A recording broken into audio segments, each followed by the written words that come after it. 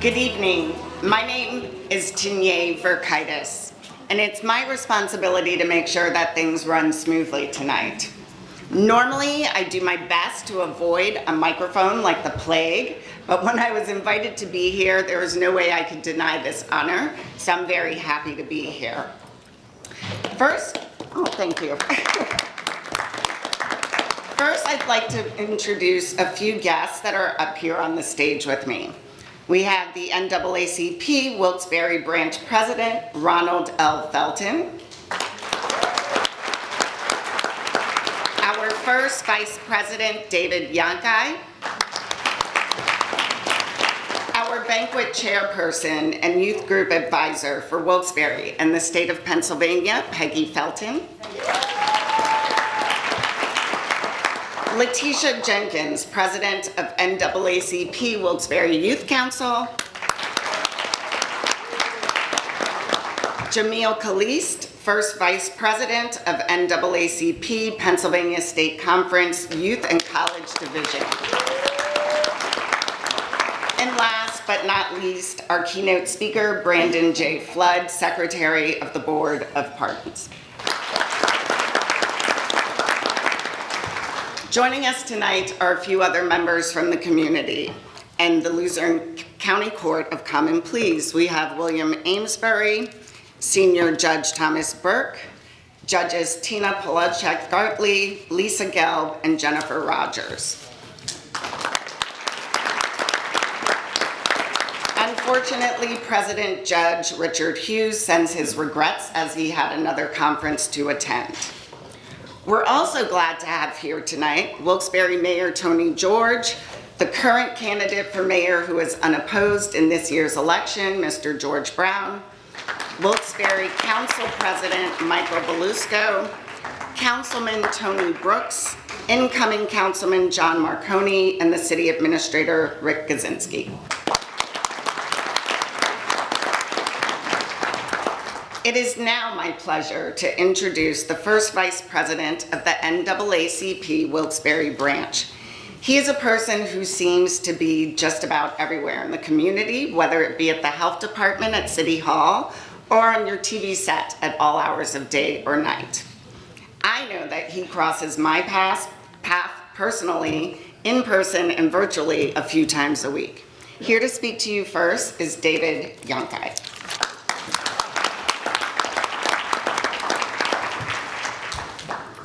Thank you for the kind words. Welcome to our annual Freedom Fund Banquet. We appreciate your support because the money raised tonight helps us get our message out. The theme of this year's banquet is, when we fight, we win. And in times like this, it is critical that we are heard.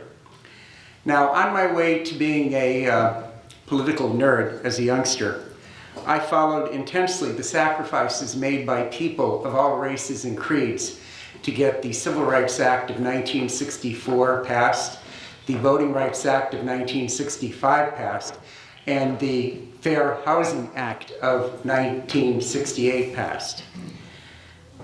It became the law of the land, and it became untouchable, we thought.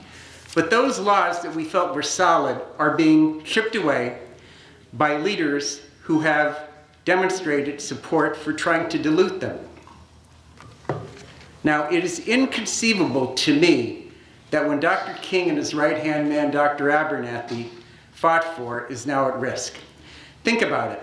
If there seems to be an attack on our social mores, as well as our very Constitution, is it any wonder that maybe these acts might be in jeopardy? Solomon Burke, is anybody familiar here with Solomon Burke?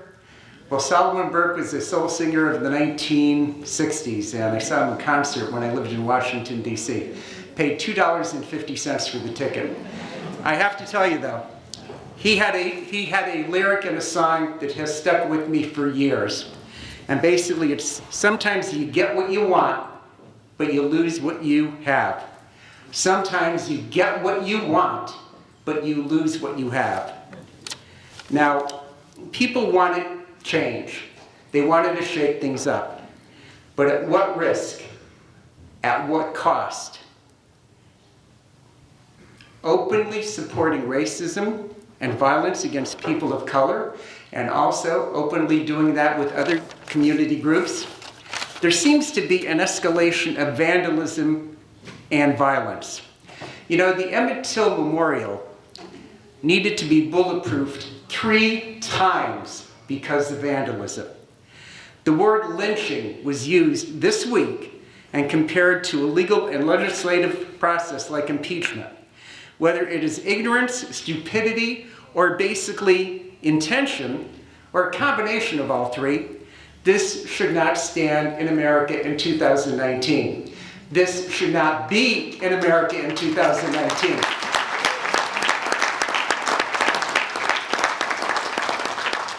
Let's talk about lying, shall we? How about lying and then when caught, blaming the people who call out the liars? Now this is like a cartoon. First, there's a denial, then there's a videotape, then there's, I did it, but so what? And then it's, you guys made me do it. There are days when it seems like we've lost our common sense at best and the goodness of our very souls at worst. This is why, when we fight, we must win. Now, I'm a graduate of St. John the Evangelist in Pittston and King's College.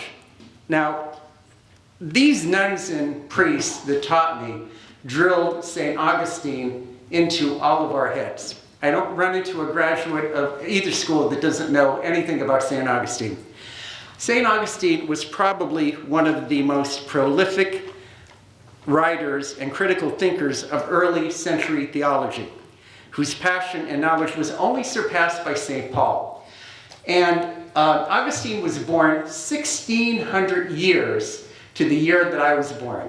And I can guarantee you that he was born 1,600 years sooner than all of us in this room.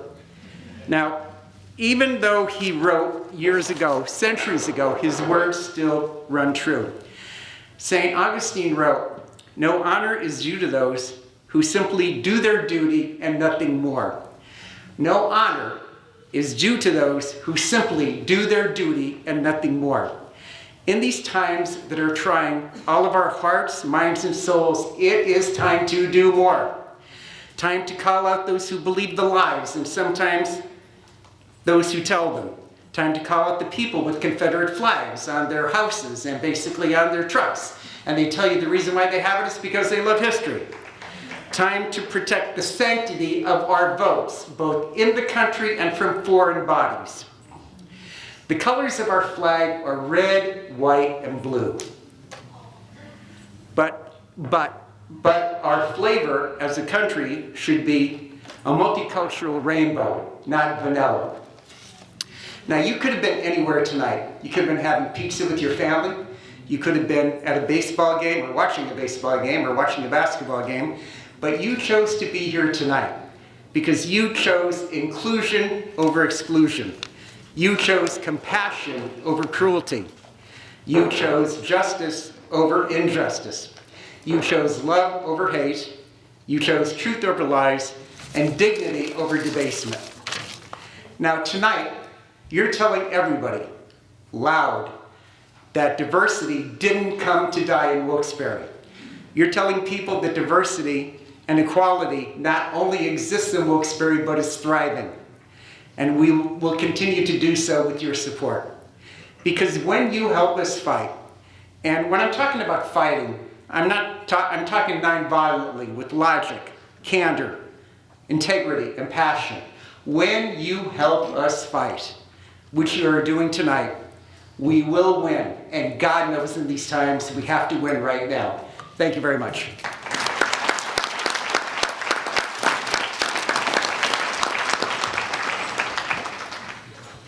Thank you, David. Can we all stand for the Pledge of Allegiance, please?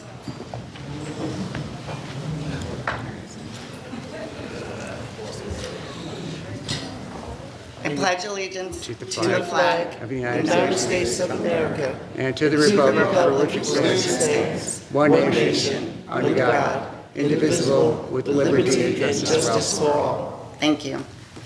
To lift our hearts and souls in song, please welcome Shaylin Briggs.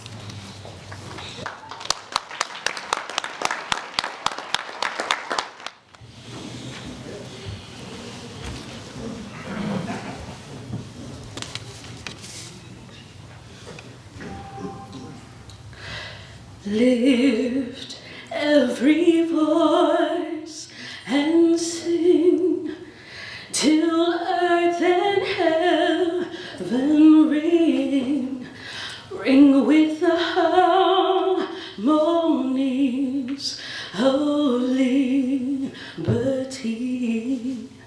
Let our rejoicing rise high as the listening skies. Let it resound loud as the rolling sea. Sing a song full of the faith that the dark past has taught us. Sing a song full of the hope that the present has brought us. Facing the rising sun of a new day begun. Let us march on till victory is won. Stony the road we trod, bitter the chastening rod, felt in the days when hope unborn had died. Yet with a steady beat, have not a weary feet come to the place for which our Father sighed. We have come over a way that with tears has been watered. We have come treading our path through the blood of the slaughtered, out from the gloomy past, till now we stand at last where the white gleam of our bright star is cast. God of our weary years, God of our silent tears, thou who has brought us thus far on the way, thou who hast by thy might led us into the light, keep us forever in the path we pray, lest our feet stray from the places, our God, where we meet thee, lest our hearts, drunk with the wine of the world, we forget thee. Shadow beneath thy hand, may we forever stand, true to our God, true to our native land. Right.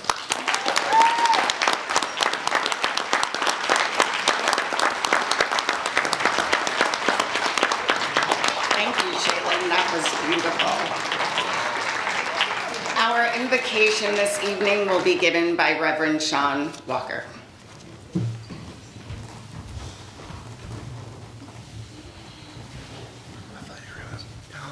Standing up. Good evening, ladies and gentlemen. If you would all mind bowing your heads as we go before our Lord in prayer. Dear God, we first want to give you thanksgiving for yet another day. We give you the honor and the glory that you so deserve in this day. We understand, Father, as your creation that you have made this day, and we are going to rejoice and be glad in it. And we rejoice and are glad that we are here on this evening. We thank you for the NAACP. We thank you for all of the workers that work so diligently. We thank you, Father God, for the work that they have been able to accomplish through your grace and through your mercy. We thank you for the impact that they have been able to make on this community and communities everywhere. We thank you, Father God, for the hands that you have strengthened in the past. We thank you for the hands you have given strength to in the right now. And a night like tonight reminds us of the work that needs to be done in the future. And so we ask you then to strengthen all of our hands in this room this evening as we prepare to fight and win. And we ask this, God, in the name of our Lord and Savior, Jesus the Christ. Amen. Amen. Good evening, everyone. I would like to thank you all for coming out tonight. I hope you enjoyed dinner. My name is Latasia Jenkins. I am the current president of the NAACP Wilkes-Barre Chapter Youth Council.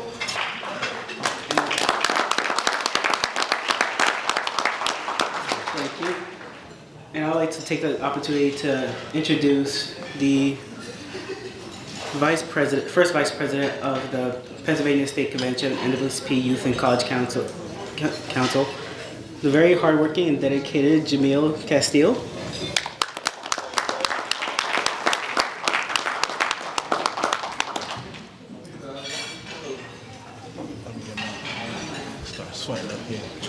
Hi. How's everyone doing tonight? Doing well, thank you. All right, I need a little bit more energy. How's everybody doing tonight? Good. Okay, there we go.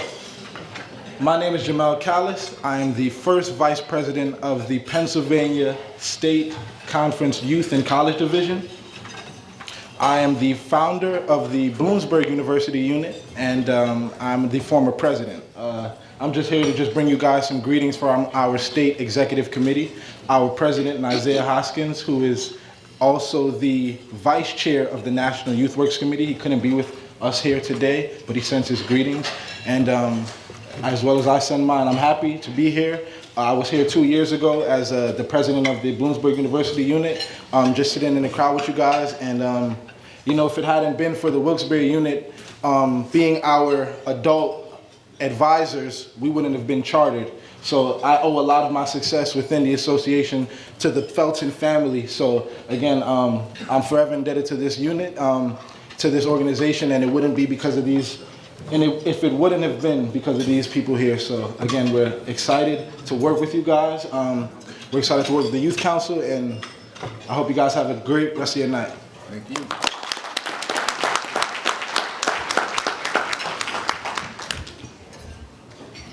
I must say I'm really pleased to see so many youths in the room. I think they deserve a little round of applause for hearing the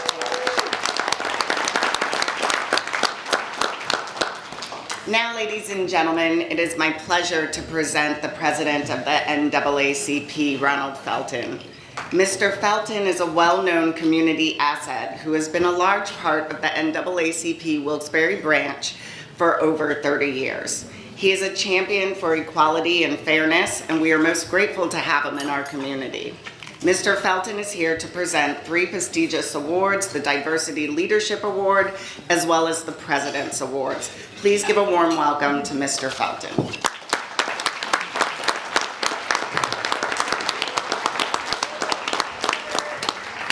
Thank you, Tanya. We have 3 awards that we want to present tonight, and the first 2 will be the President's Award. Now, the President's Award is given to members who have shown extreme commitment and dedication to the Wilkes-Barre branch. And the first person that I would like to present this award to is Tony Mathis, who served as the branch secretary for 19 consecutive years.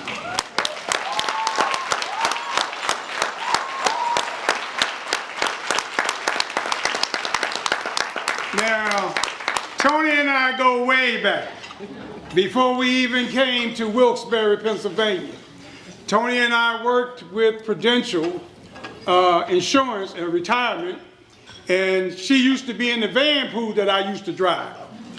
And so we got to know one another very well. We would take our children out. We would, as a van pool, we would come close because you're riding together.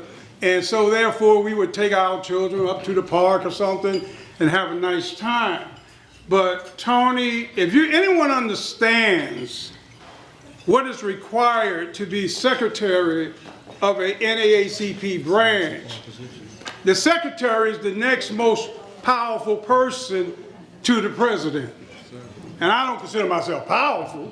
I might have a big mouth, but I don't know though, y'all guys are a lot more radical than I am. But I just wanted to say to Tony is that we needed to show just how much we appreciate you and how much you have done for this branch. And the plaque reads, the President's Award presented to Tony Mathis in recognition of your faithful service as branch secretary for 19 consecutive years. Thank you for your unwavering commitment. Signed, President Ronald Felton, Secretary Flora Jenkins, presented this day, October 25th, 2019.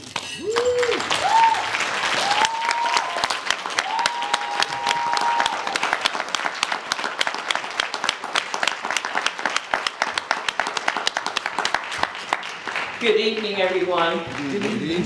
I'd like to thank God for allowing me to be present at this time and for all that He has done in my life. I'd like to thank the NAACP for supporting me and allowing me to be secretary. Let me tell you how Ron got me to be secretary. he said, Tony, would you think about being assistant secretary? I'm like, sure, why not? We have a secretary. 3 months later, the secretary quits. So he's like, Tony, do you want to be secretary? I'm like, oh yeah, I guess I'll try it for a little while. So that's how it got started. And Ron and I have been working for years and years and years. So I'd like to thank you for allowing me to be secretary and for all the people that I have met and served through the NAACP. I'd like to thank all of you for allowing me to serve you. Thank you.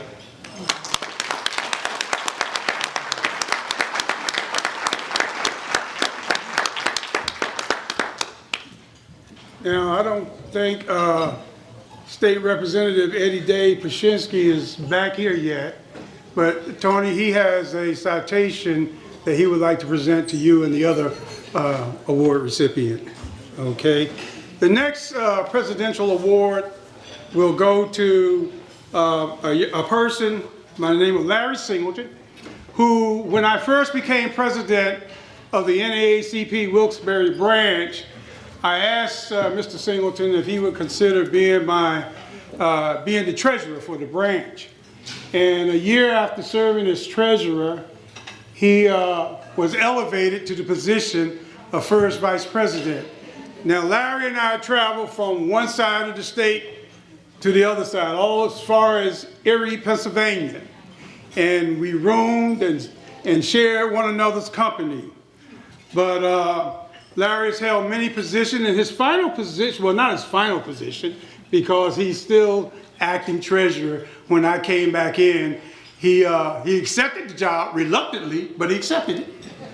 And Larry had went on here, he became the assistant treasurer for the state, and then he was elevated to the position of treasurer for the state conference of Pennsylvania. So without further ado, I would like to invite Larry Singleton up here.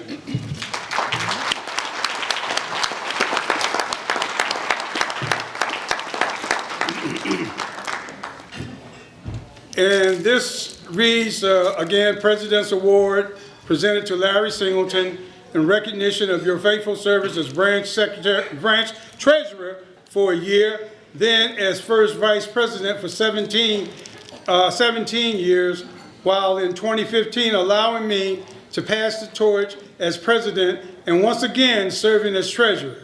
Thank you for your unwavering commitment. Signed, Ronald L. Felton, President, and Flora Jenkins, Secretary.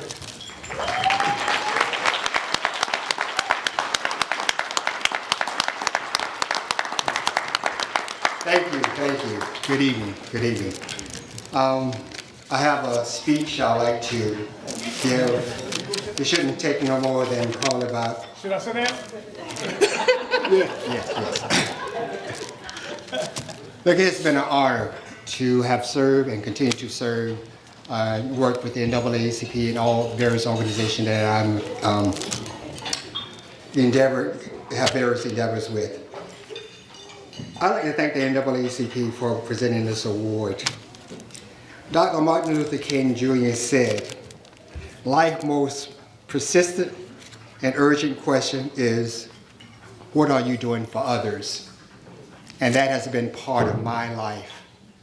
And legacy is not only doing for my family, but anything else I can do for anyone else and make a difference in my neighborhood and in my community.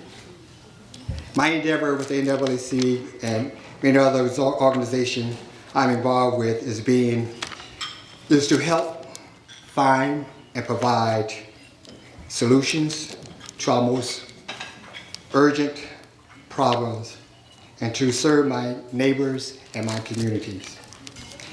An inclusive society where every person is treated fairly, respected, equally treated, and afford every opportunity to succeed regardless of race, gender, and religion. And those are some of the ideals that I embrace. And those are the ideas and also that the NAACP embrace and continue to embrace in the things that we fight for. Thank you very much for this award, and I'm honored again to be a recipient of this award.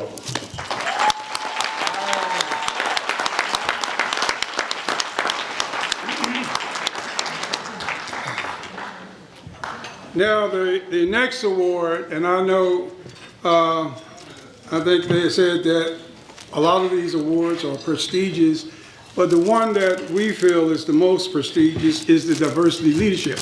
And the reason for that is because the President's Award is given to those members who have shown unwavering commitment to the branch, the local branch.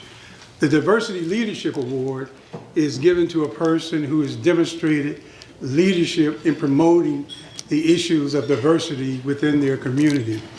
And the award recipient for this year's Diversity Leadership Award is Charlotte Ledbetter of Scranton.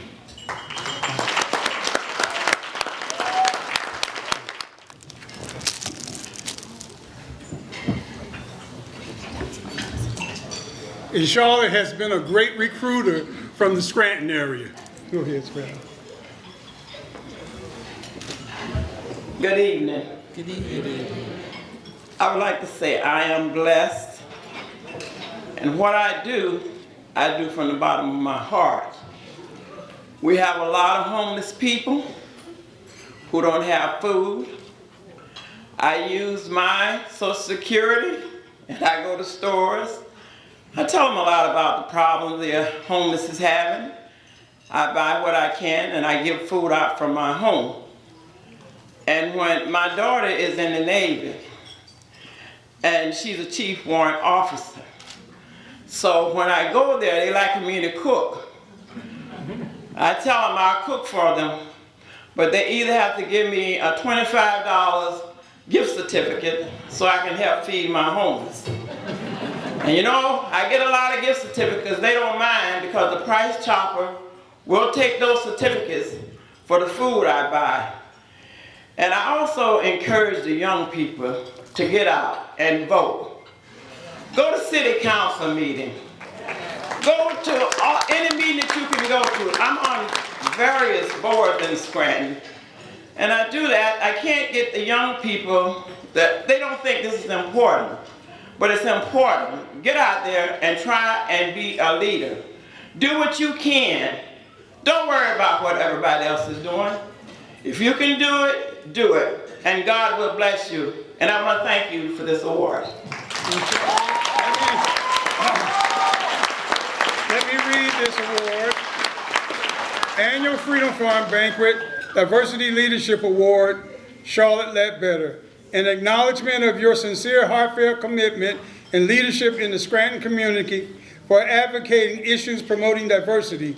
Signed, Ronald L. Felton, President, Flora Jenkins, Secretary, October 25th, 2019. Now, Charlotte, in addition to this, we have a proclamation from your state senator, Mr. Blake, And Duryea is going to read that for you. Thank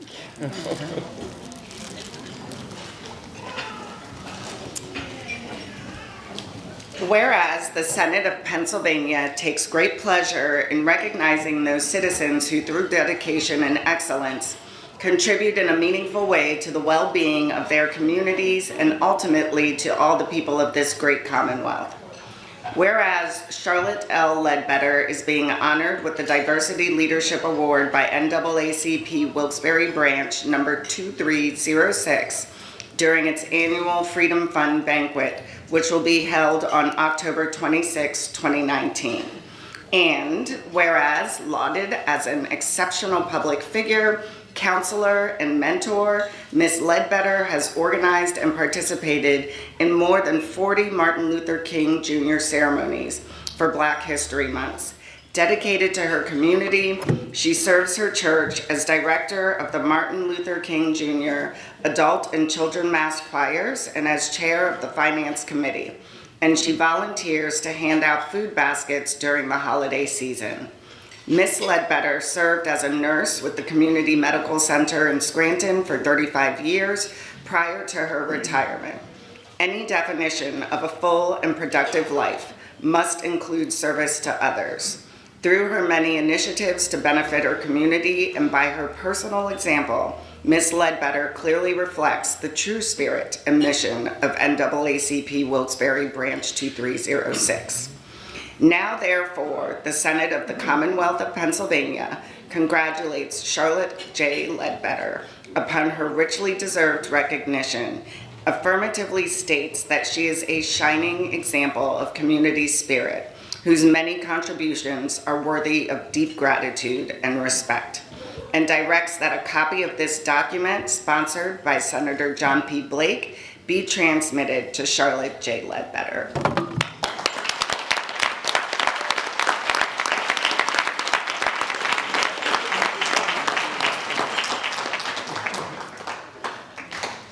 Thank you all so much. Thank you.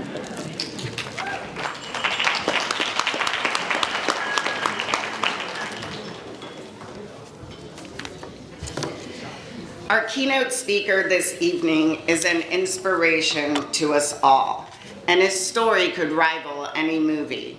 From prison to appointed office, Brandon J. Flood is the epitome of a life reformed.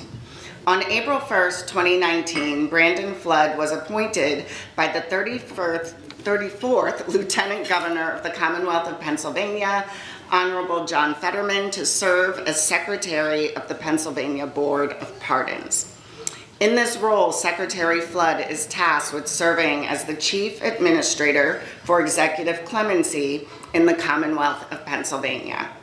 Prior to this appointment, Secretary Flood spent nearly a decade working for the Pennsylvania House of Representatives, where he served in a multitude of professional capacities, including as Executive Director of the Pennsylvania Legislative Black Caucus.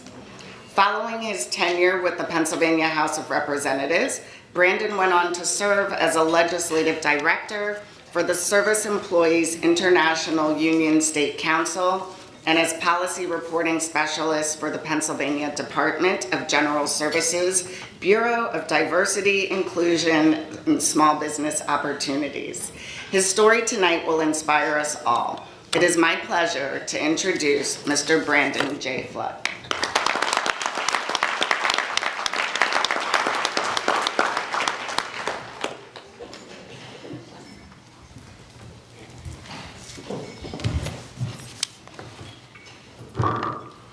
Take this microphone off of here. So good evening, everyone. Good evening. So first and foremost, I bring greetings from our 34th Lieutenant Governor, the Honorable John Fetterman.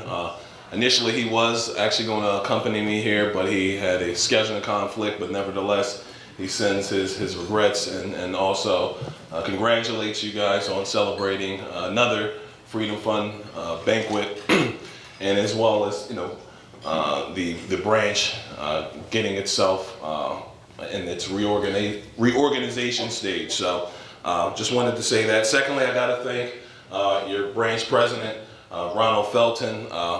Probably, maybe 2 hours after the appointment, he reached out. So he reached out early on, early into my appointment, and said that he wanted me to speak here. And I'll go into this story a little bit, but for Ron, Larry, and for other folks that have known me, at least since, I think we've known each other maybe 5 years or so. For those that have known me, many of you found out about my story when I got appointed.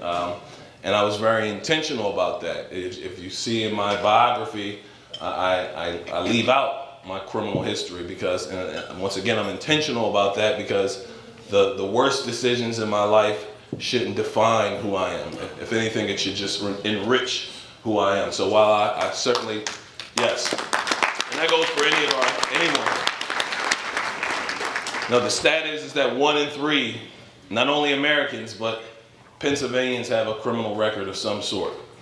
So, that's a staggering number. A lot of us don't like to acknowledge that, even if it's a summary conviction or a misdemeanor conviction, it's a conviction nonetheless. So a lot of us are justice involved, and those collateral consequences that come with criminal convictions are oftentimes last a lifetime. So part of how I made it to this point was, as I said, I was very intentional at not leading with my criminal history. I had to obviously disclose my criminal history when I first began my internship with the House of Representatives, so I had to share that with HR and security. And actually, the colleague that got me the internship, he was very insistent that I tell, and at the time it was Vanessa Lowry Brown was my boss out of Philadelphia. He was very insistent that I tell her my criminal history because he said that he didn't want her to be blindsided, but it was always, and I still maintain that to this day. I felt like a lot of the opportunities that were readily extended to me may have not been so easily extended to me had folks been privy to my criminal background. And it doesn't matter how cool you are, no matter if you're from suburban or rural PA or urban PA, anytime you hear information that someone has served time, particularly a significant amount of time of imprisonment, it does, you do process that differently. We all harbor those internal biases, and I wanted to be judged based upon the content of my character, my work product. I wanted that to speak for me. Oftentimes we hear about the negative stereotypes in society, but there are also some positive stereotypes, and I use those positive stereotypes to my benefit, to my advantage rather. A lot of folks assume that because I was able to present well, or that I looked well in a suit and wore a bow tie or was studious, that my background was, the last thing they were thinking about was that I had a criminal history. And so I used that to my advantage. It was either, presumption was always either he's a lawyer, he's their legal counsel. So I used that to my advantage, and certainly spending that time in the legislatures, starting literally from, the bottom of the bottom, as an intern with Frank Oliver, former State Representative Frank Oliver Sr. Luckily, I got an internship with the House Health and Human Services Committee, and luckily for me, they didn't, with the typical internship, they give you business cards to upload, and you answer phones, and really you don't get any substantive work. Whereas that committee, they were very hands-on. They taught me how to draft bills, taught me how to draft constituent letters, taught me how to read legislation, taught me about the legislative process, about parliamentary procedure. And for me, once I got to learn how the sausage was made, so to speak, or understand how that system worked, you can then begin to reverse engineer those systems when you understand how they work. So for me, for those that aren't familiar with my story, I won't presume that you all know. So I actually served 9 years collectively in the Department of Corrections as an 18-year-old. Was sentenced to 2 to 4 years for possession with intent to deliver cocaine. Ended up serving that entire 4-year sentence. I knew full well once I completed that sentence that I was going to go back out and do the same thing. Went out, subsequently arrested for the same thing, as well as possession of an unlicensed firearm, and that netted me a 5 to 10 year sentence. And it's crazy now that I think about it now, But literally, once I got that second conviction, at that point, I had already made up in my mind that my career path was to be a career criminal. At this point, I'm a 2-time loser, 2 felonies. I was actually hoping that I was charged federally so I can go to a federal prison and make connections, and network to become a better criminal. That was literally my mindset. It sounds funny, but that was literally, that's what I was hoping for. But luckily that didn't happen. Was sentenced to another state sentence, and I went to an institution that I always take the time to shout out, SCI Chester. And what makes SCI Chester different from every other state correctional institution, and there's 26 in Pennsylvania, what made that institution distinct from the other institutions is, number one, it's smack dab in Chester City. Most of the prisons are either in rural areas, so logistically you don't really have a lot of volunteers that come in. Usually they're faith-based, which they do a tremendous job, but there's really no diversity in terms of how much that inmate population is engaged. Because you can easily go through 9 years just playing cards, basketball, talking on the phone, and working out. And really there's no time for introspection. Really, there's no time for self-development, and that's why we see why the recidivism rate is so high, as high as it is. The Department of Corrections, if you go to their website, they say that it's nearly 70%. The recidivism rate is.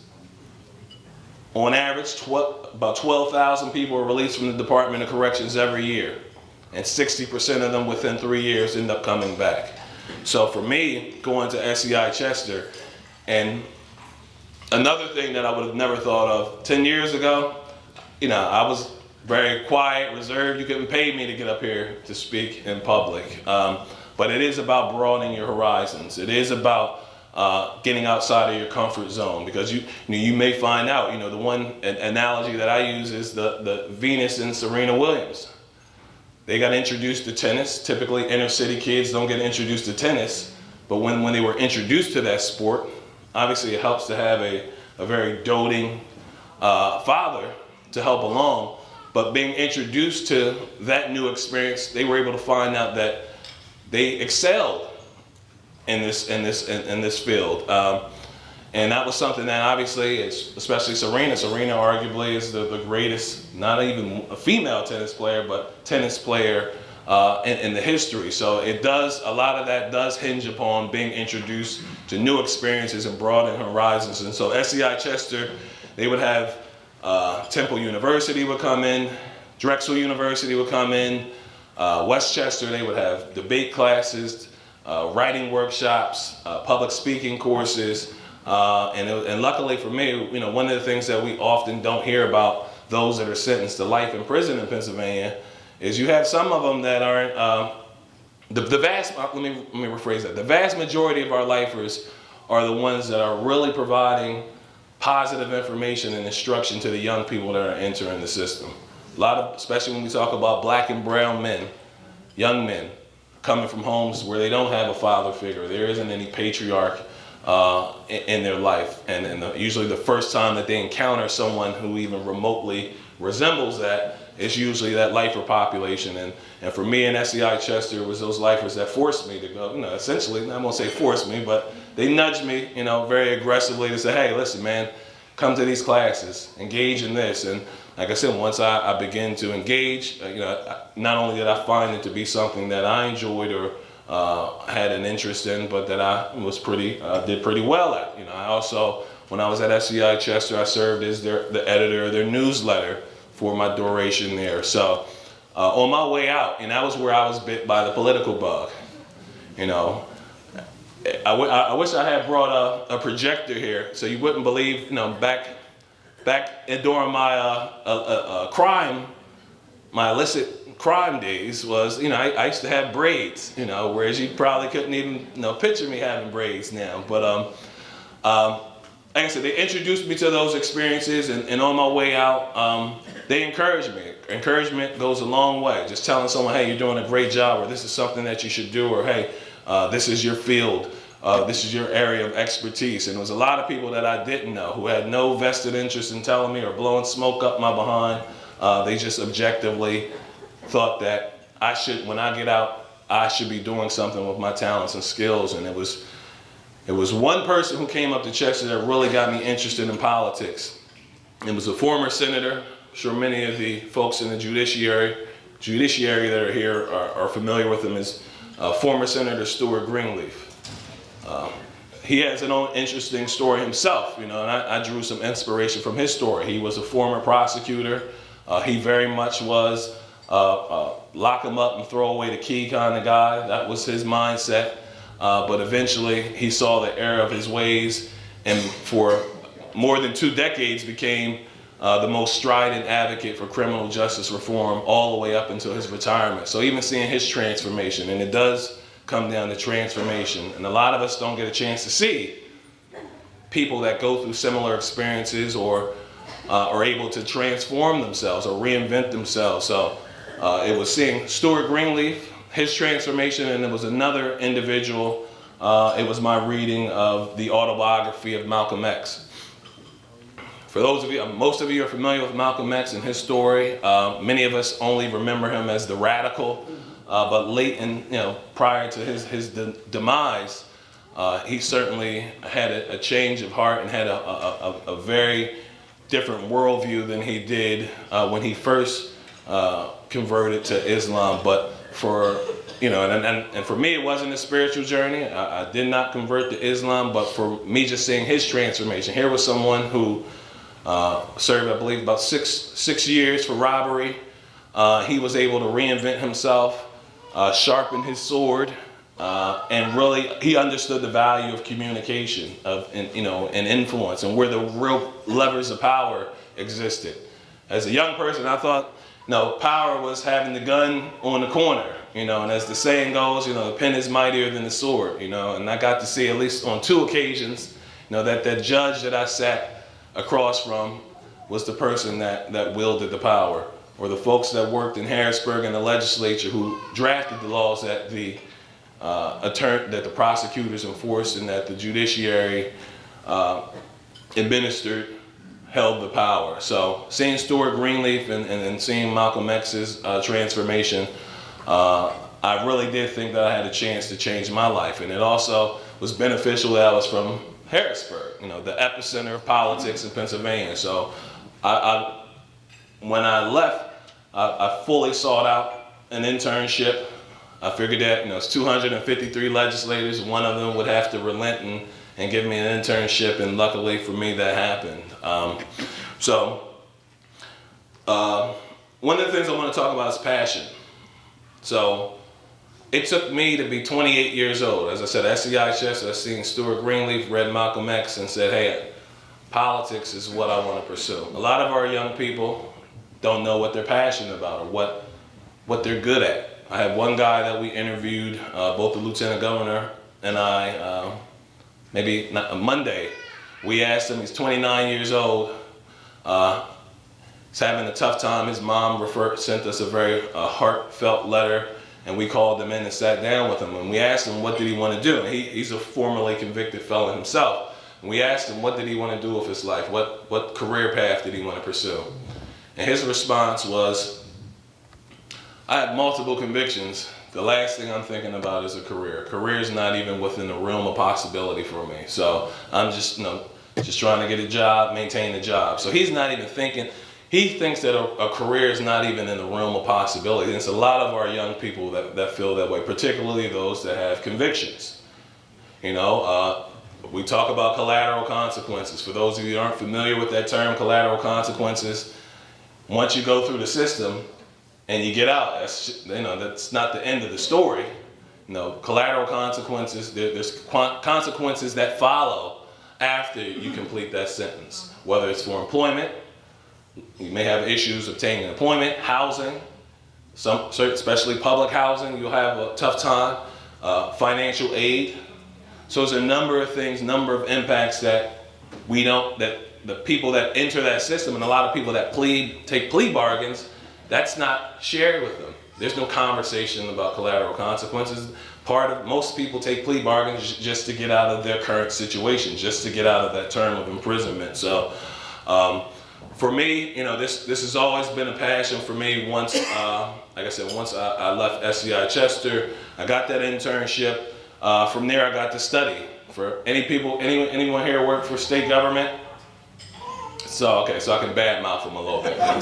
So state government, one of the things I see when I first came into state government is, by and large, most of them are lazy. They come in and they're saying, hey, only got 29 more years left, and then I can retire, and that's the mindset. It's literally cruise control. There's no passion about what they do. They're not really trying to innovate their processes and redefine the way their jobs or the way that their agencies function. They're literally just riding the wave. One person passes the baton to the other, and that's how that goes. So for me, seeing that, and I guess that's where, being a former drug dealer, although I was unsuccessful in that field, it wasn't because I wasn't a hard worker. I didn't have a work ethic. What was unique about me, as compared to a lot of young black males in the inner cities, I was raised by a single father. Single father was college educated, military man, and he himself worked for, at the time it was the Department of Health and Welfare, as a comptroller. For me, and he was a single father. He raised me and my two sisters. And that, as a young person, I didn't appreciate that. I didn't appreciate, the fact that he took that on. And furthermore, I found out when I was 17 that he wasn't even my biological father. So I had an even greater appreciation for him. But as a younger person, I had thought, my mindset was, so I do everything right.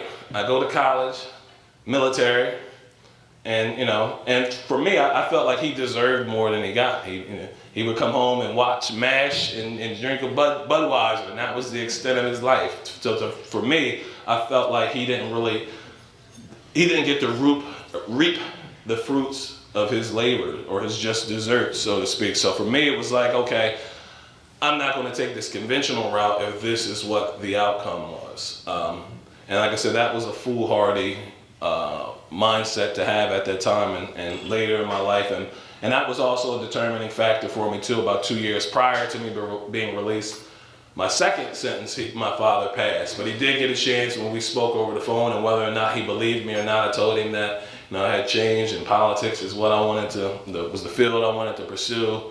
I would share different ideas and things with him. So he at least got to hear that what my plans were, but necessarily wasn't around for when I did make that pivot. And certainly, I didn't envision overseeing a state agency.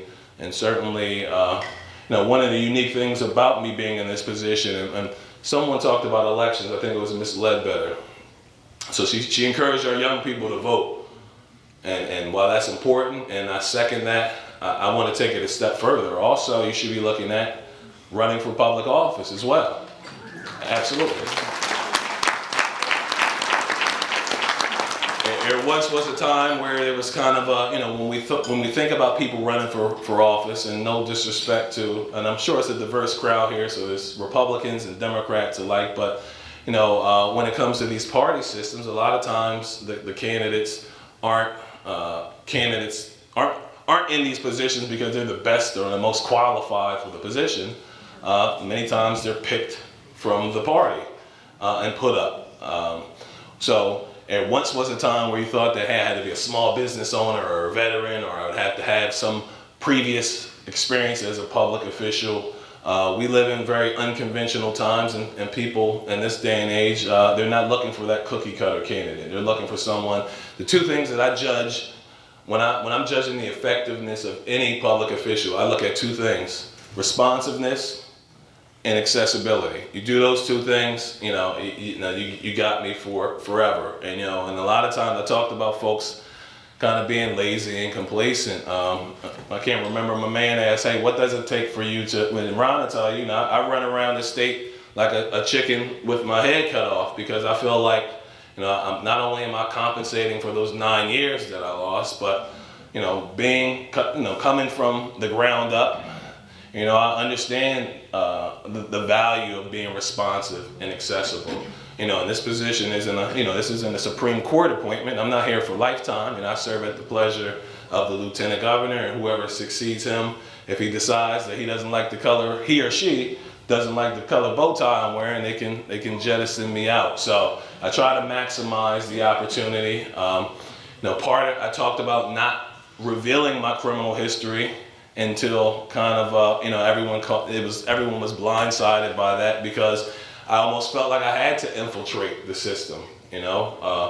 When we talk about ex-offenders or re-entrants, we're well represented when it comes to advocacy, but there's not many of us that are in positions of influence. And a lot of times they can't get to those positions of influence because they're being judged, or whereas in my case, even the lieutenant governor, I knew the lieutenant governor prior to being appointed to this position, maybe about 3 years when he first ran for U.S. Senate. He found out the same way everyone else did. He knew me. I would send him policy recommendations over the year. I sent them to every lieutenant governor candidate.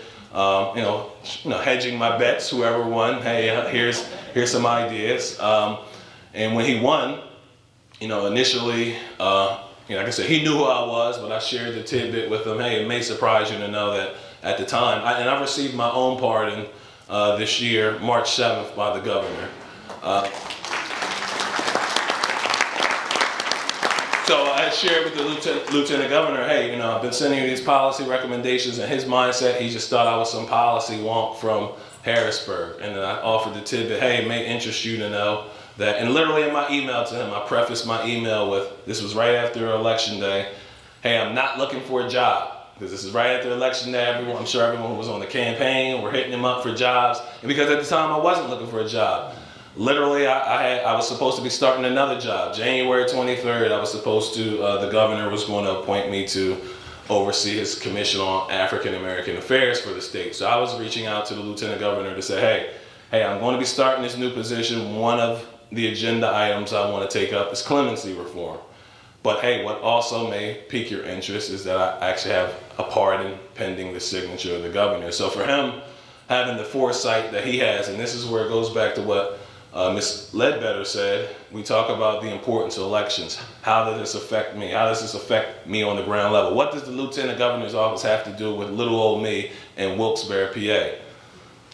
What the importance of his position is, he has the unilateral authority to appoint who he wants as Secretary of the Board of Pardons, the very agency that administers, as was said in the bio, executive clemency, getting rid of your record, giving you a fresh start. And he had the foresight and the vision to say, even when I said I wasn't looking for a job, hey, I think you would be the best ambassador for this. For those of you that are old enough to remember the Hair Club for Men commercial, he said that the tagline was, not only am I the president, not only am I a client, but I'm also the president. So his mindset was that, who better to change this process, who better to make this process more efficient than someone who not only has the public policy background, but someone who went through it as an applicant. And I was telling Ron when I was sitting up here, and I'll make this challenge to everyone here, with the exceptions of maybe some of the judges here.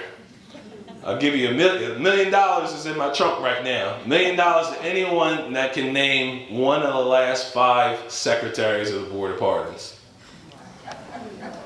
I'll wait. and it's for good reason, because this isn't a new office. Some people thought that this was a newly created office and that the lieutenant governor did me a solid by creating this position. But the Board of Pardons has been around. We've been around since 1872 officially. But by and large, a lot of our processes and practices have really been 19th century-esque. The application is exclusively offered in paper form. A lot of the stuff that we do, and part of what my job is now, is really drilling down on why do we do what we do. If you can't give me the rhyme and reason for why we do what we do, or if there isn't any statutory mandate or authority for why we do what we do, then we need to redefine what we're doing. Currently the pardon process takes about 2.5 years for you to even receive a hearing. And usually when I tell prospective applicants that, you can kind of see their eyes roll back in their head, because people are looking for immediate relief. if I'm trying to get a job now, 2.5 years doesn't really, satisfy my needs. But, we're slowly but surely chipping away at that. The turnaround time, it used to be 5 years, not even 3 years ago. One of the first things I was able to do when I came here was, I leveraged my legislative background. The legislature is who decides what our budget is and who finalizes the budget and our line items. So asking for $500,000 to digitize this process. We're damn near in 2020. There's no reason why we shouldn't have an online process. There's only one other state that offers, enables you to fill out an application online. And once again, I got another $1 million here for anyone that guesses what state it is. South Dakota, right? It blew my mind too when I seen that. South Dakota is the leader technologically, and they have a pretty amazing website too. And at the end of the day, most people who've ever considered clemency, they've always viewed this process as one that was, the misconception was that this is a process that's reserved for the rich or well-connected. If I don't know Trump or Kardashian, Kim Kardashian, I'm SOL, right? And then most people conflate the federal part, clemency process with the state process. So a lot of what we do, and I was telling Larry, a lot of what we're doing now is education and outreach, a lot of PR. A lot of people have had a lot of adverse experiences with this process, and it does change by administration. You have some progressive administrations where you'll see, and we have on our website, the stats for each year or each administration. You'll see there's a greater degree of pardons for certain administrations, and then when you look at some administrations, there's hardly any. So part of what we're trying to do is really modernize this process. And I think what was important for me, helping me to get here, is I like to say there's a fine line between arrogance and audacity, right? So especially usually people that wear bow ties, they usually think that you're a dick, right? You're stuffy or snickety. And I'm far from that. But when so arrogance is when someone feels, this is my definition. Arrogance is someone who feels entitled to something that they don't deserve, right? Whereas audacity, you're demanding something that you deserve, right? So when I would be in those meetings, or I would convene those meetings, like I said, I use the positive stereotypes to my advantage. A lot of times they were just looking at what my position was and how I present it. They assume that, hey, this guy's now I want it to be taken seriously. So me being audacious and really kind of asserting myself in many cases, proved beneficial for me. I didn't have a problem reaching out, at the end of, and asking someone for something, especially spending my time at the legislature. I became quite skillful in drafting legislation. So I could easily draft the bill up and find a sponsor and have them introduce it. Or I can easily convene stakeholder meetings and say, hey, let's get this organization or this trade association behind this bill and be able to advance legislation, even as a staffer. So there were a lot of things that I was able to do because, as I said, especially state government, a lot of folks are lazy. A lot of people are waiting for other people to do things, and especially when we talk, I did see Eddie Day here, Representative Pashinsky. No offense, he's one of the hard-working ones in Harrisburg. And the same thing for Representative Pashinsky. He knew me for quite some time. He found out just like everyone else, and there were folks, when I served as executive director of the Black Caucus for about 4.5 years, and it's about 20, it fluctuates between about 20 and 27 legislators, and I essentially worked for them. I advanced their public policy and created their agendas, and they were just as floored as anyone else. They were like, shit, the last person I thought would have that record, and it was a point to be proven by this, right? The person with the bow tie and the glasses can be the convicted felon, and the person with the hat on backwards and the pants sagging could be the CEO, or of a Fortune 500 company. So you should always treat folks with dignity. You should you never know who's who. You never know who may be your boss either, right? And funny story about not knowing you never know who your boss is. So when I was putting in for my own clemency application, like I said, I was very assertive, very audacious during those times. So I would go over to the board of pardons and sit with the secretary and in their office, to submit my application and make sure I got everything in. And luckily for my number two in my office, she always treated me kindly. Was always responsive, and in her case, and so it wasn't weird when 2 months later I ended up coming back to be her boss because we had that good rapport. But like I said, it goes to show you never know what position you may be in. It is about, so for our young people, it's about preparation, being prepared. So even in that instance, I didn't know, I didn't know that I would be offered this position, but I at least wanted to make sure I had the skill set that I needed, that when any opportunity ultimately was extended to me, that I can kind of hit the ground running. So preparation is key. For me, I think what separates 37-year-old Brandon from 18-year-old Brandon was my inability to think critically. It was all about instant gratification. To me, 10 years was a lifetime. You telling me, hey, go to school, go to law school, go to the Air Force, and then you can, be, excellent. That's what my dad used to tell me. That's about 10 years worth of time, and I couldn't think that far out. In 10 years, as we see now, especially, we have tons of distractions in this world. 10 years can fly like that, right? So the ability to think critically, to think strategically, and a lot of, I think partly why I was successful in this role was thinking critically, knowing who's who, doing my homework. A lot of people, and Representative Pashinsky can speaks to this. People don't talk to each other. You sit at a table with someone that you don't know. In many cases, you'll go through the whole goddamn dinner and not know who he is or who she is or what they do. And the same principle applies in the legislature. There were many times when I would get on the elevator, on at least 2 occasions, I get on the elevator with someone who wouldn't acknowledge me, and then end up coming to my office to meet with me. And it's like, just 5 minutes ago, you didn't even want to acknowledge me, but now that you found out you came here for me, now you want to, so it's important that communication is key. Even during my time with the legislature, any bill that I would draft, I would always try to get a Republican prime sponsor and a Democratic co-sponsor. And a lot of times what I would hear from our Republican colleagues is, no one's ever reached out to me, or no one's ever asked me. So I've always tried to absolve people of the excuse that no one's ever asked me.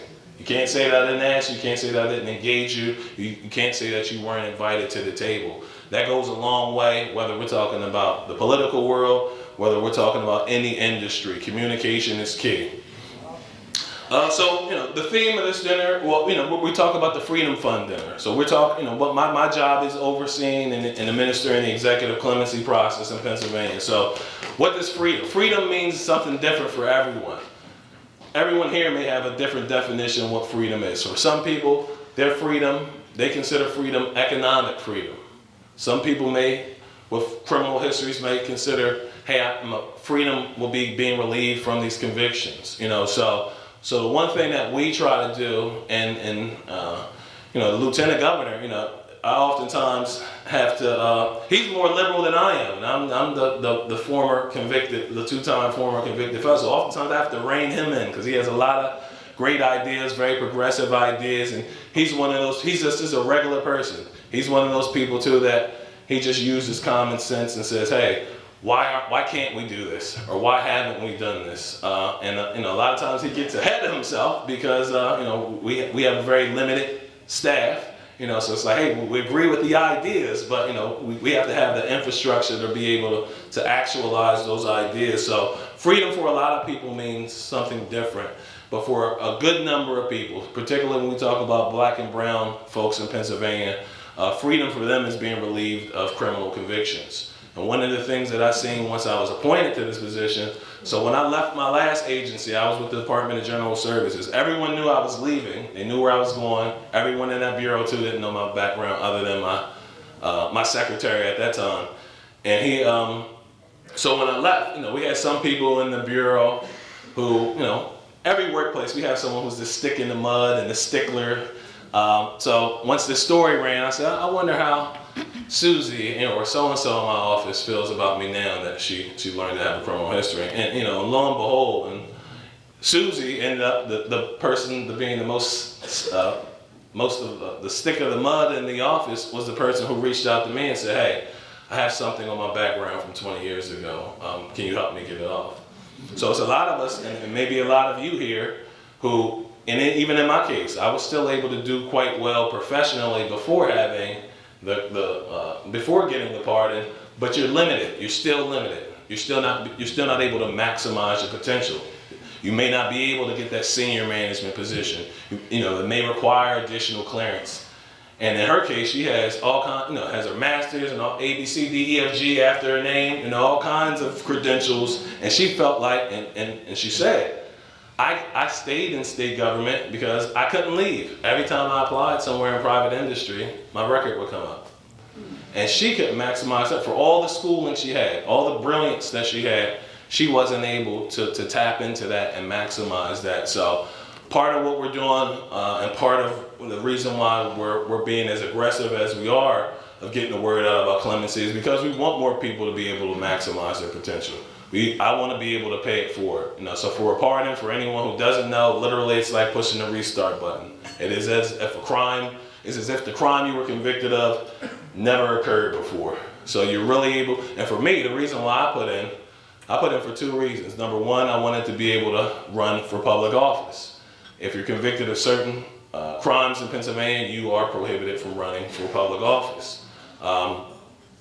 So for a lot of people, whether we talk about, let's look at some of those industries where black and brown people are vastly underrepresented. Education. There's always a story running that we don't have, there's no black males in education. A lot of times what those barriers are those criminal convictions, and sometimes it's not even anything major. It can be minor misdemeanors. Law enforcement is another career, another field where, especially when we talk about police officers, there's a very high bar for, you pretty much have to have an unblemished record and can't have anything on there to be a police officer. We talk about the healthcare field.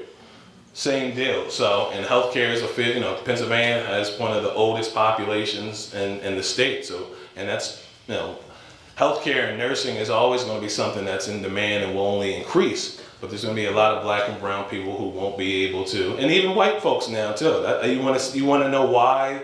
And in my opinion, there's a big push for criminal justice reform, and you see the business community at the forefront, and you see a lot of the Republicans at the forefront now. It's two main drivers. The opioid crisis. A lot of their family members are entering the system and are being impacted with those collateral consequences. And then when we talk about employers, there's a workforce gap. 1 in 3 people have a conviction. It's a smaller pool to draw from in terms of talent. So that's why you see that big push. So we're trying to maximize this and make sure that folks that are deserving, certainly these aren't rubber stamps.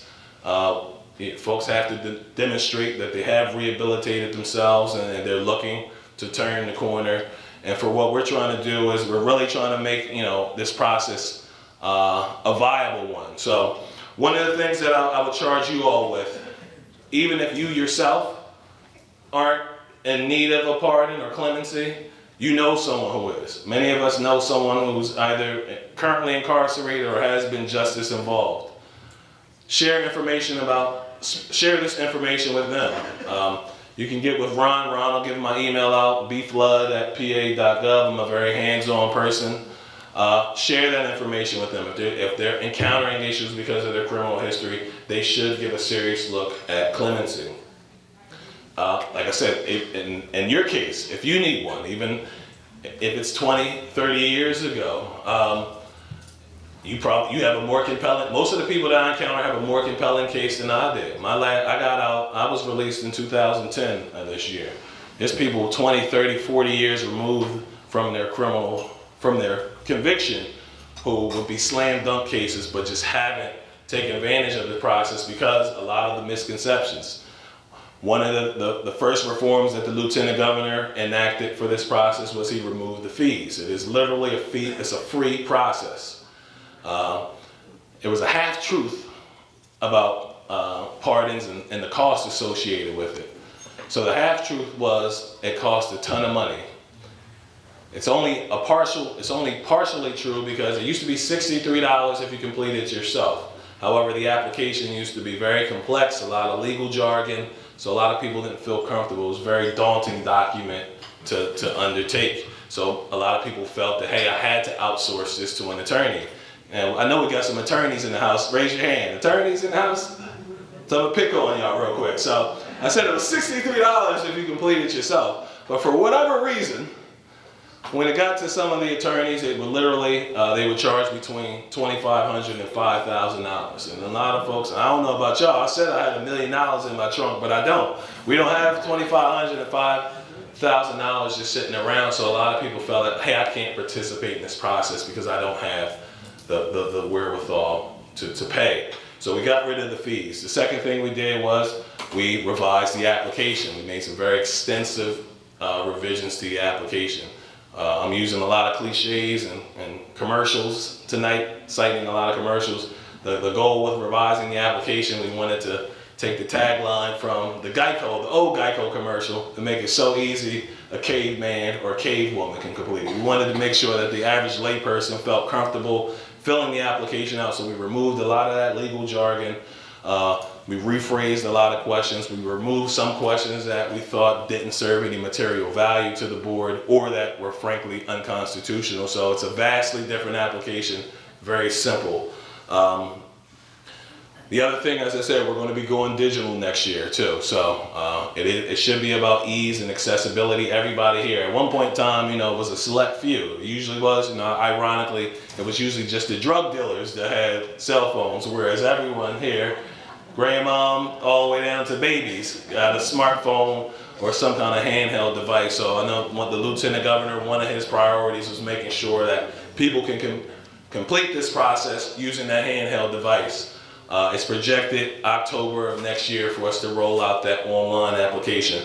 The other thing that we're going to be rolling out, and I'll share with this branch, and I think will be very helpful, especially for the youth college council too, is we're going to have a very interactive webinar that shows you very clearly and concisely how to accurately fill out an application. Part of the reason why this process takes so long is because there's a lot of corrective action that needs to be taken. So while it's great from a customer service standpoint that will call you and email you and say, hey, you need to fix this, it diverts a lot of our time and energy from actually processing the application. So to the extent that we can get applicants to submit complete applications on the first try should only reduce this turnaround time. So I'll share that webinar link with you all, and it's supposed to help you out, whether it's an individual or whether it's an organization. You can feel comfortable doing a workshop on how to fill out a pardon comfortably and confidently, whereas in years past, if you weren't a lawyer, you didn't feel comfortable and didn't want to give misinformation to someone. So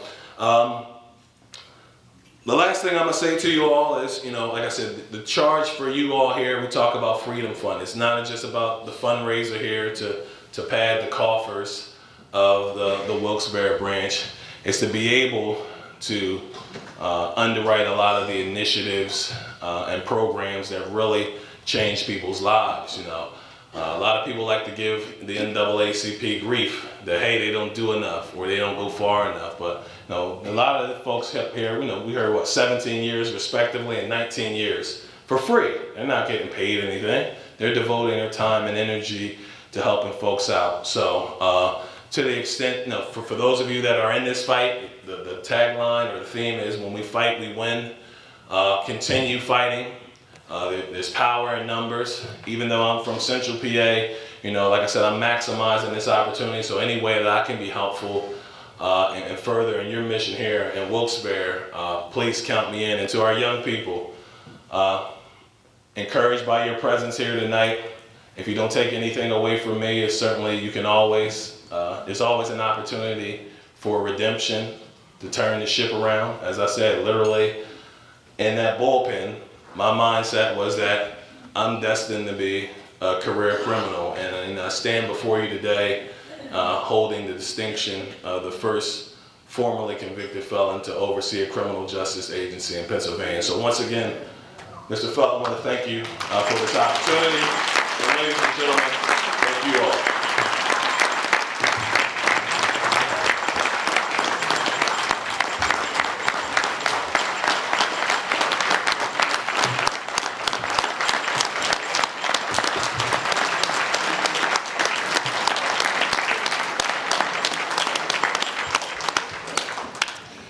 Thank you, Mr. Flood, for sharing your story. It was definitely inspirational. The NAACP is embarking on a partnership with Prudential Insurance to present seminars on financial wellness. Here to speak about this is Mr. Morris Jackson, the new business manager for Prudential's PRT program, which stands for Pension Risk Transfer. Prior to joining Prudential, Mr. Jackson worked at Tunkhannock Area High School as Director of Sports and Information. Ladies and gentlemen, Mr. Morris Jackson. Sorry.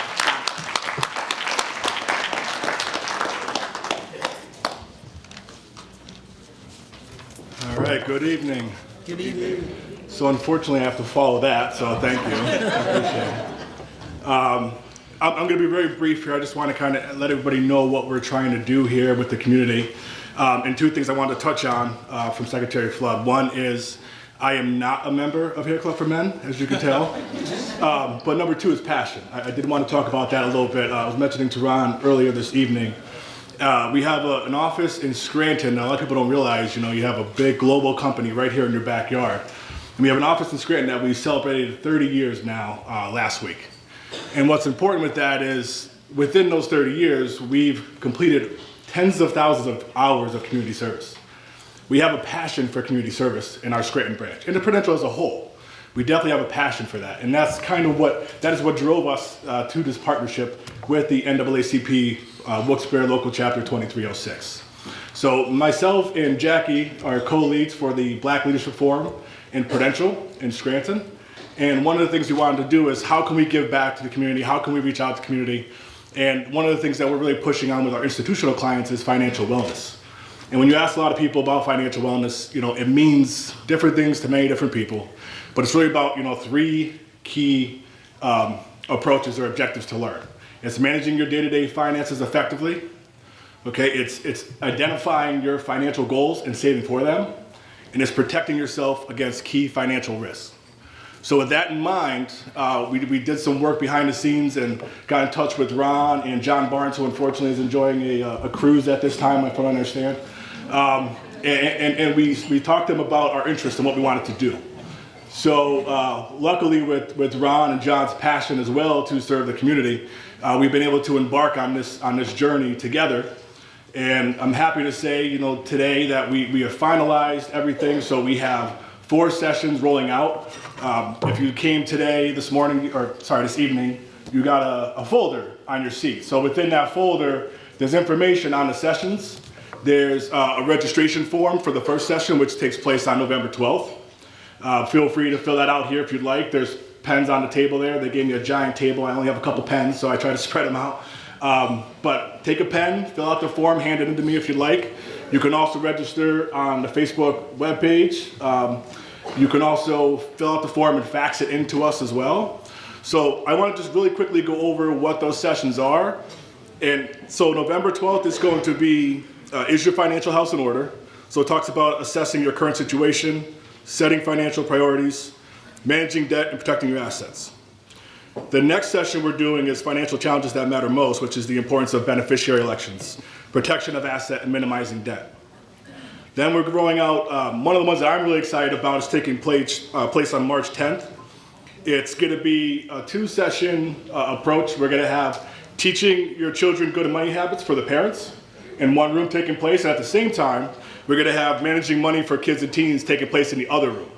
So what our hopes with this is when you go home, you can have real fruitful conversations and be on the same page with each other when you're talking about finances at your house. And then finally, right now, the last one we have finalized is for April 14th, Women and Money, Taking Care of Your Financial Future. So again, it's important to attend these It's a free financial education on financial wellness. We're offering out to not just the members, but their spouses, life partners, friends that help them with their financial planning. We're trying to really push this out to the community. It's important for attendance because in order for us to keep this going and pursue this in the future, attendance is key. We need to have people there. We want to make sure you're getting the benefit of it. Again, it's a free financial wellness education. Our presenters that are going to take place, I am not a presenter, so our presenters that will be there that are trained for this, they are available for one-on-ones, again, free of charge if you want to discuss your personal financial situation in a private setting. So again, a lot of things to offer for the community here. We're excited to get this off the ground and running. And I'll be sitting over here if you want to turn the forms into me. If not, again, there's a fax number on there, or you can go to the website. But please feel free to come up and ask me any questions that you have, because I know we're excited. I know Ron's excited, John's excited. And we look forward to continuing this for years and years and years to come. Thank you.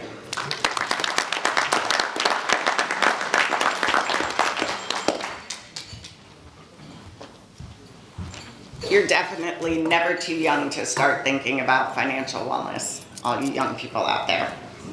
Right now, I'd like to introduce the person who has put this entire effort together, a person who works tirelessly every day in her various roles for the NAACP, our Banquet chairperson, Peggy Felton.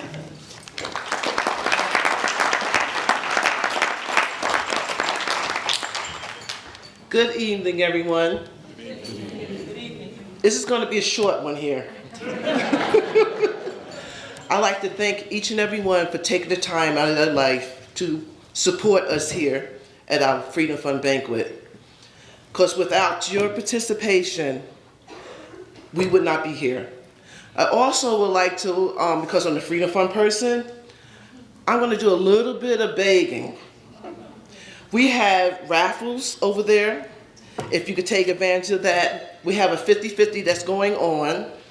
And also, if you'd like to sign up for membership, because membership is the core of our organization. We have our membership person, which is Flora Jenkins, which happened to be my best friend, and she's a pusher, God love her. But most of all, thank you all, and I hope to see you again next year, and bring a friend. Thank you.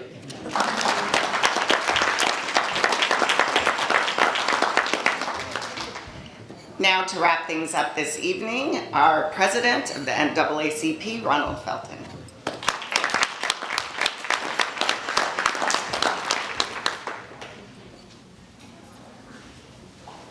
Before I do my remarks, I would like to invite up State Representative Eddie Day Prashinsky, because he has some citations that he would like to read.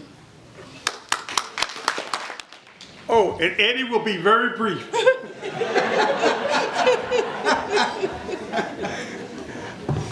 No, I won't.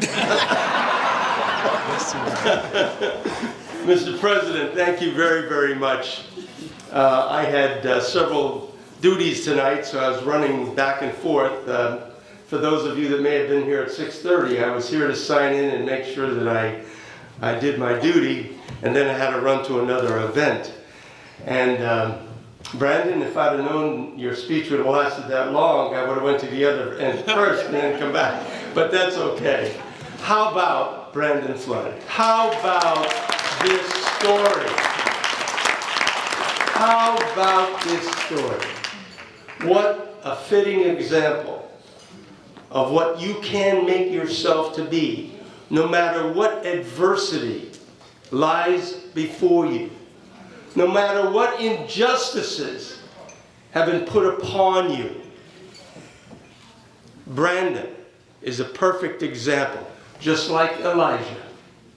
Just like Elijah Cummings. You can be anything you want as long as you work for it, be smart, be respectful, set your goal, study, learn, and work hard. Work hard. That's what success is. Brandon Flood is an incredible example of success. Brandon, I did not know your story. I know. Brandon and I bumped into each other many times, and we've had some conversations. Always a gentleman, always respectful, always professional. Until tonight. What the heck did you say with those couple of words, man? Where did they come from? Where did those words come from?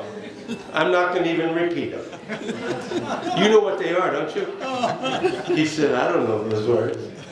No, that's actually not the words. It's the bow tie. Or it's the bow tie in the shirt. I'm going to get me one of those. Well, we're having fun. But Brandon, I mean this honestly and sincerely. Tremendous impression. And what an example that we all should continue to use in order to bring about our success.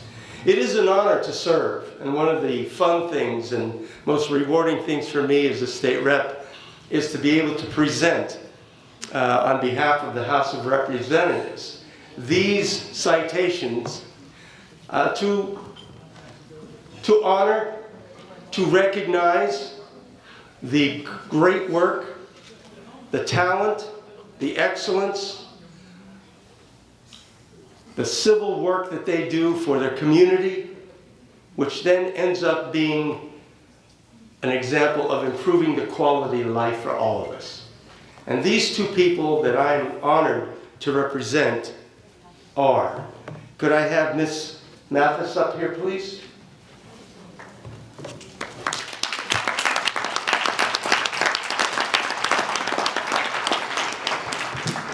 Miss Mathis is a sweetheart. I go to visit the center at times, and she and her daughter always working hard, doing wonderful things for the folks in that center, and it's always a pleasure. So, on behalf of the members of the House of Representatives, it is indeed my honor to present this to you. Tony Mathis, for being honored for the President's Award. Branch number 2306 during your annual Freedom Banquet. Miss Mathis served for 19 years. 19 years. Didn't get paid. Did you? No. No. She didn't get paid money. She got paid in the respect that was shown her and the respect that she deserves. And making it a better place here in northeastern PA. 19 years demonstrating your outstanding loyalty to the noble goals and principles of this fine organization. You have generously contributed to the welfare, not only of this organization and its members, through all those years, but also to the community. Now, therefore, the House of Representatives congratulates Tony Mathis upon her well-deserved recognition, proudly notes her exemplary record of service and contributions in keeping with the highest ideals of this compliment.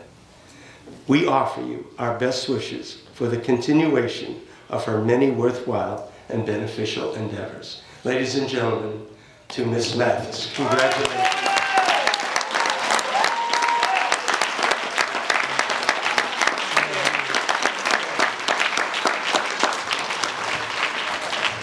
And the next citation goes to another deserving individual who has contributed well over 20 years to this organization.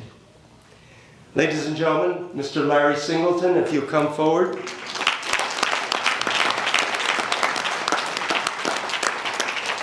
Honoring Larry, of course, with the President's Award for Branch 2306. But not only this, Larry also was Treasurer, Vice President, and 20 years serving as President.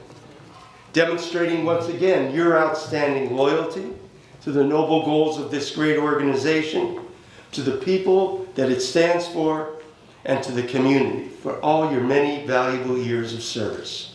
Now, therefore, the House of Representatives of the Commonwealth of Pennsylvania congratulates you, Larry, upon your well-deserved recognition. Proudly notes his exemplary record of service and contributions in keeping with the highest standards of Commonwealth. Offers best wishes for the continuation of his many worthwhile and beneficial endeavors. God bless. Thank you, Larry.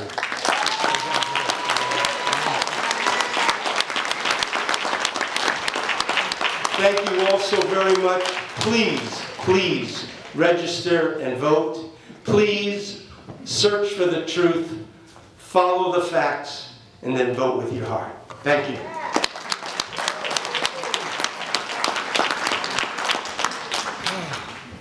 All right, we're gonna wrap it up. I know y'all are looking forward to that. But before we do that, I would like to present our keynote speaker, Brandon Flood, with this appreciation award of appreciation. And Brandon, at the annual Freedom Fund Banquet Appreciation Award honoring Brandon J. Flood, Secretary, Board of Pardons, Pennsylvania, in recognition of your inspirational keynote address at our annual Freedom Fund Banquet, signed Ronald L. Felton, President, Flora Jenkins, Secretary, October 25th, 2019.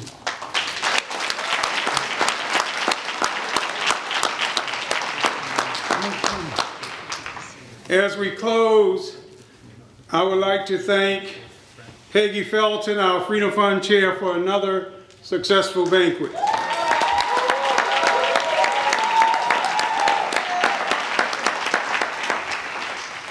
I would also like to thank our major sponsors, Prudential and Mohegan Sun at Pocono Downs.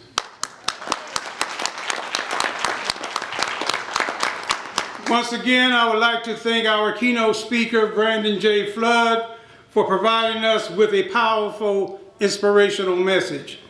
I would like to thank our Mistress of Ceremonies, Tanya Verkitis, for the splendid job of moving us through tonight's program. I would like to thank Shaylin Briggs for her rendition of Lift Every Voice and Sing.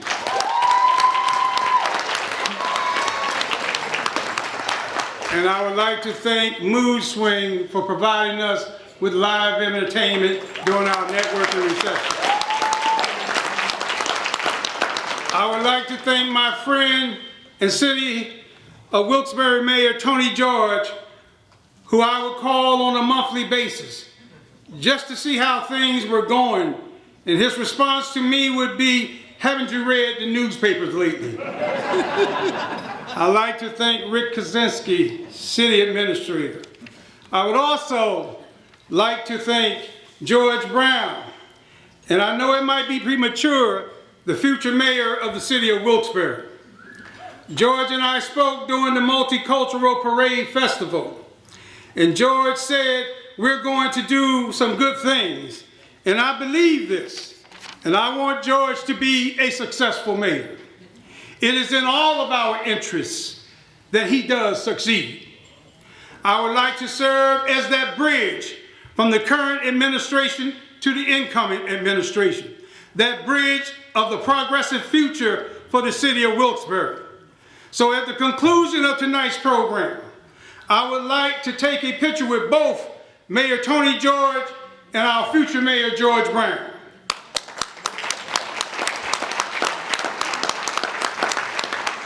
I may have relocated to Wilkes-Barre more than 30 years ago, but Wilkes-Barre has become my home. I would like to thank members of the Luzerne County Judiciary and the Luzerne County DA's office. If I miss anyone, please charge it to my head and not to my heart. I would like to thank members of Wilkes-Barre City Council and the Wilkes-Barre Area School Board.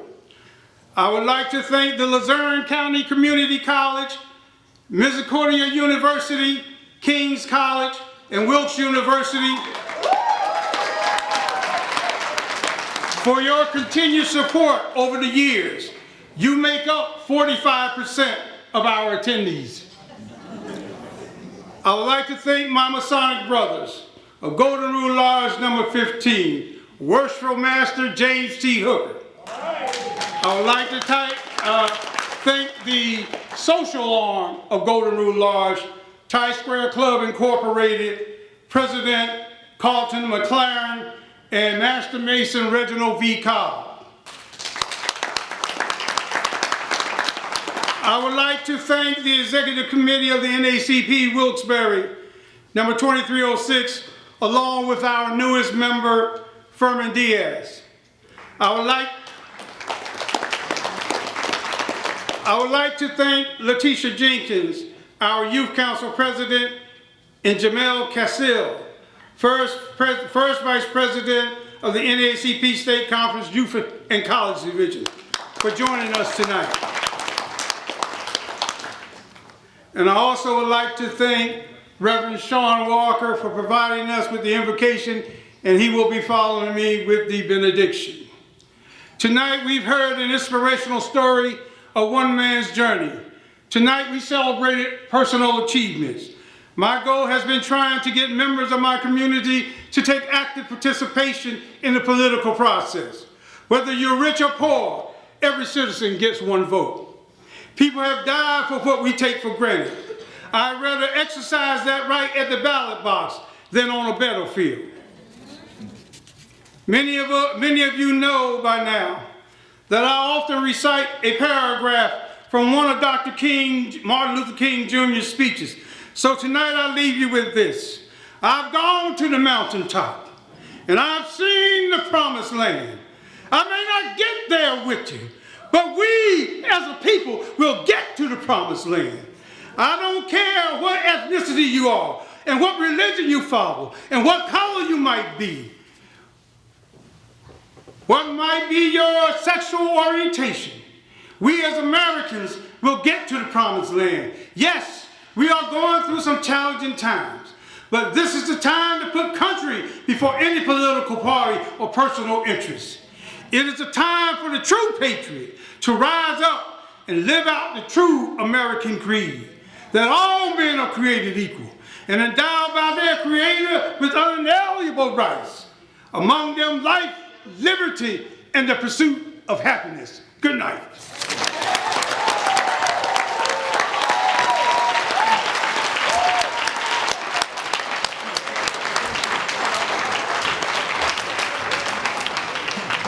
I've known Ron a long time. I could tell by the way he started he was going to get to preach it. I could just tell. I saw it in his eyes. Bow your heads very, very quickly. Father, we just want to give you glory and thanksgiving for this entire evening. We thank you, Father God, for President Felton, for the entire leadership of the NAACP here in Wilkes-Barre. We thank you, Father God, for the work of the past, work that is being done in the present, and we wish for continued success in the future. I want to thank you for the likes of Mr. Flood, for his tremendous story. And I pray, Father God, that his story would fall on good soil today. I do then, Father God, just want to thank you for this entire evening. I ask that you would help us to arrive home safely and soundly. And I ask that you would pour blessing upon blessing upon blessing to each and every person in this room and the families that they represent. And we ask this in the name of our Lord. Amen and good night, everybody. Amen.